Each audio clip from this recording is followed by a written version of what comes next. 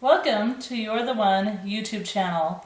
My name is Darlene Marie, and today I'm here with my friend Sarah Coffey, and she's a vegan, and she's going to explain the differences between vegetarian, vegan, and raw vegan, and she's going to explain how she came about becoming a vegan. Sarah, have you always been a vegan?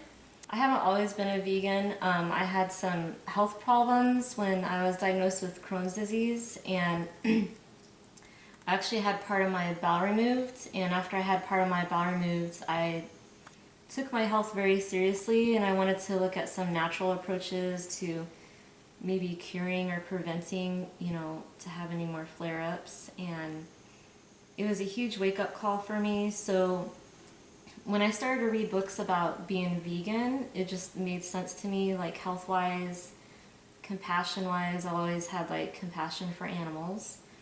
And then I learned more about like the environmental aspect of what it means to be vegan. So for me, it was primarily for health reasons, but it's more of a lifestyle than a diet. So there's all those aspects of being vegan are very important to me. Sorry to hear about your past health problems. I'm glad that the vegan diet has helped tremendously. Can you explain the main differences between being a vegetarian, a vegan, and a raw vegan? Yeah, I'd be happy to explain the differences. So being vegetarian, it means that you don't eat any animals. And being vegan, you don't eat any animals and no animal products. So you don't eat cheese, eggs, milk, nothing that comes from an animal. And being raw vegan, it just means that you're not eating cooked foods or processed foods. So you eat a lot of fruits, a lot of vegetables, maybe some nuts and seeds. And I like being mostly raw vegan because it contains all the nutrients and the vitamins and all the live enzymes in it. So when you cook your food, some of the vitamins come out of the food when you're cooking it. And I'm not really a big believer in eating a lot of processed foods that come from a factory. It has a lot of preservatives, additives, things that just really the body wasn't really designed to eat. And so as far as being vegetarian, it just means that you're not eating any meat. What do you have to say about some of the criticisms of being vegan, such as vegans don't get enough protein and stuff like that? Well, there's a lot of misinformation out there. There's a lot of industries that will lie to people, and it's just basically to promote their products, such as milk. They've worked really hard on selling a bunch of lies so they can sell their products.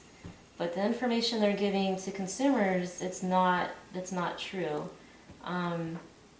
There's plenty of vitamins and protein in plant foods, and we don't have to eat animals or animal products in order to get protein or other nutrients.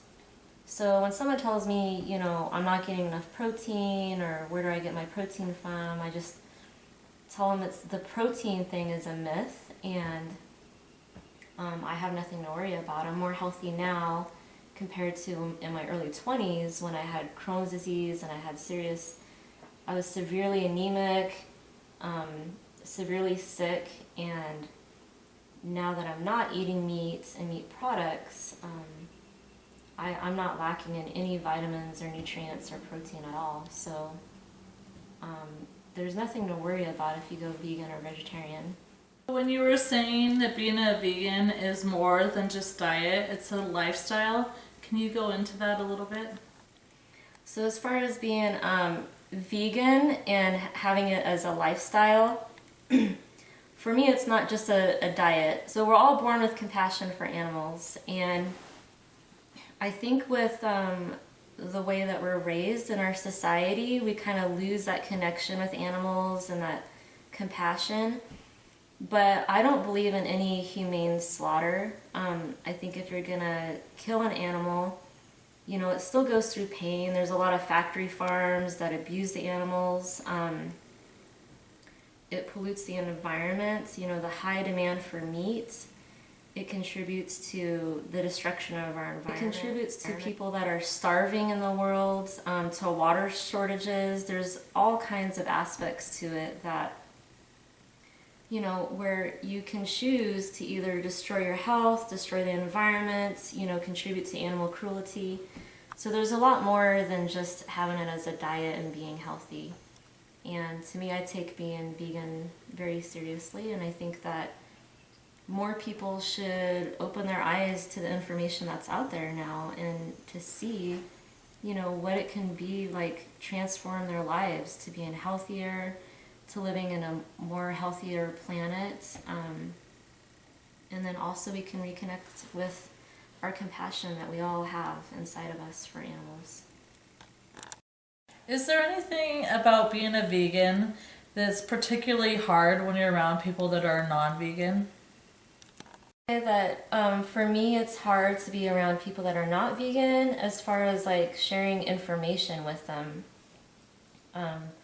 Sometimes I try to find a way to share information to help them so they can have better health, so they can maybe understand a different perspective on, you know, what I've seen, what I've gone through, just a different perspective on, you know, how we can take better care of our environment and our planet. I would say that it's hard because a lot of people aren't really open to the idea of new perspectives and ideas, and some people just don't want to change. They don't want to change, you know, how they've grown up and what they've seen and what society thinks. And I try to not judge people that are not vegan because I feel like we're all in this together. I'm with friends or family and I see them eating like meats. I mean, I live in Montana. There's obviously a lot of hunters and ranchers here that eat hamburgers and steaks. You know, my neighbors barbecuing. It's hard for me to see that because I think about the animal abuse that goes on, you know, like just people that are unaware really of what their life choices, how it affects their health and how it affects other people, how it affects the planet. Just, I mean, it's really hard to see that, to see how people are just unaware. And it's been hard because, you know, if I try to date someone, I found out that there's no way I could ever date someone or try to be with someone that's not a vegan. And I don't think I would want to date someone that would just want to be vegan just to be with me. I don't think that would really make much sense. As we wrap up this video, do you have any advice, such as websites or movies that people should check out to get better knowledge of the process? So some of the things I think that would be a good suggestion would be Cowspiracy. That's a good documentary. There's Earthlings, there's Fork Over Knives. So if someone were to want to find out more information, those are really good suggestions to start with. You know, there's also vegan potlucks that people could go to in their area. They can look up meetup.com, and then they can connect with other people that are vegan in their area, and they can try new foods and just kind of get that encouragement and support from other vegans in their area. Another suggestion too is I do have a website. You'll share it in the link below.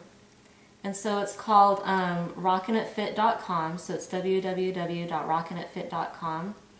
And you can get information, and I have YouTube videos as well on there. And so yeah, if you are on the online community and Facebook, you know, if you connect with other vegans, vegan groups, there's tons of information out there. There's tons of people out there that, you know, want to help others and encourage others to go vegan. I think that PETA has a vegan starter kit that you can get for free. So if you go to PETA, PETA.com, you know, they have tons of information on their website as well. For joining us today, Sarah. If you like what you've seen and would like to see more, please join me here on You Are The One YouTube channel or You Are The One Facebook group. And remember, you are the one.